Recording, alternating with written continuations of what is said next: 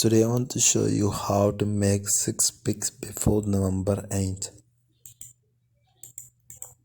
First open up the Instagram. Now here at the top you find the plus option, simply tap on this one. Now here you need to simply tap on story. Now tap on templates. Now here you need to simply scroll down below, so you will find there is a new 6 pic before November 8th trend 8 viewers.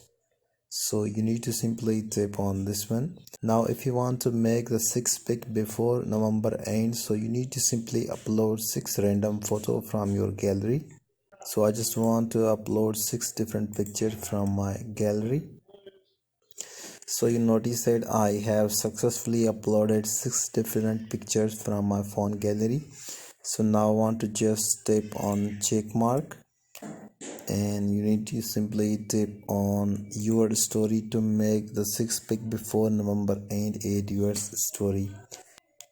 And now I want to open up my Instagram story that I have recently created.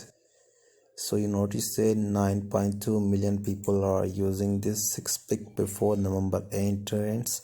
So here you notice that I can easily find all the profiles, and you notice that I have successfully uploaded 6 different pictures by using 6 pic before November 8 viewers.